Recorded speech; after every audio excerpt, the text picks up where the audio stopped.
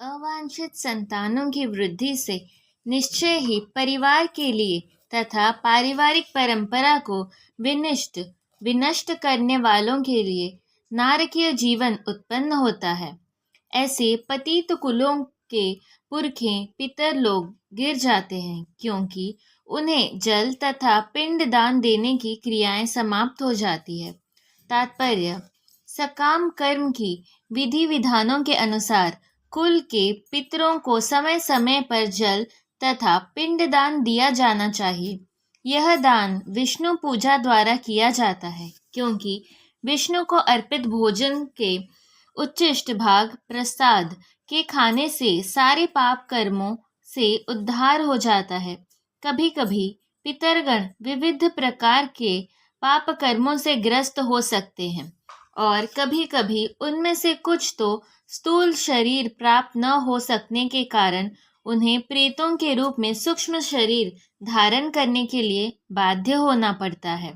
अतः जब वंशजों द्वारा पितरों को बचा प्रसाद अर्पित किया जाता है, तो उनका प्रेत योनि या अन्य प्रकार के दुखमय जीवन से उद्धार होता है।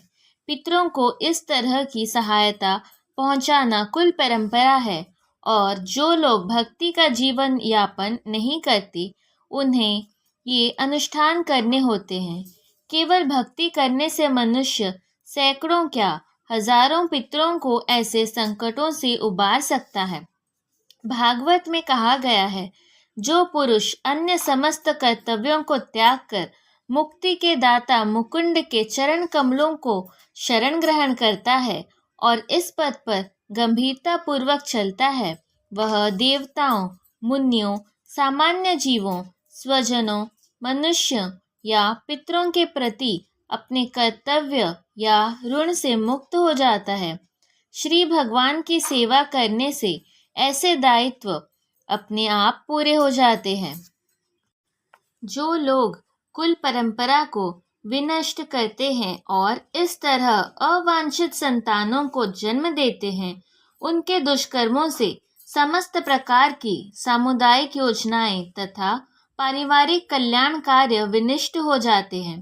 तात्पर्य: सनातन धर्म या वर्णाश्रम धर्म द्वारा निर्धारित मानव समाज के चारों वर्णों के लिए सामुदायिक योजनाएं तथा पारिवारिक कल्याण कार्य इसलिए नियोजित है कि मनुष्य चरम मोक्ष प्राप्त कर सके।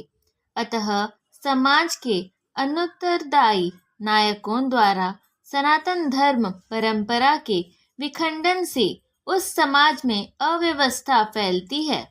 फलस्वरूप लोग जीवन के उद्देश्य विष्णु को भूल जाते हैं।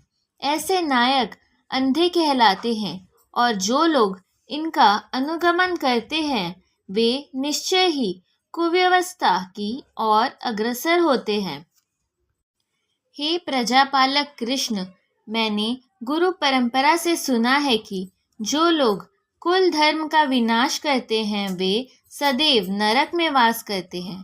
तात्पर्य: अर्जुन अपने तर्कों को अपने निजी अनुभव पर न आधारित करके आचार्यों से जो सुन रखा है उस पर आधारित करता है। वास्तविक ज्ञान प्राप्त करने की यही विधि है।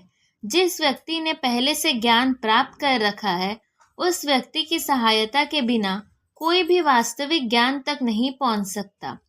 वर्णाश्रम धर्म की एक पद्धति के अनुसार मृत्यु के पूर्व मनुष्य को पाप कर्मों के लिए प्रायश्चित करना होता है।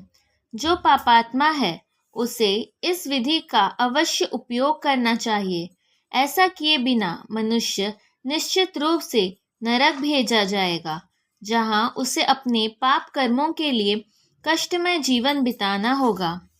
ओह, कितने आश्चर्य की बात है कि हम सब जघन्य पाप कर्म करने के लिए उद्यत हो रहे हैं।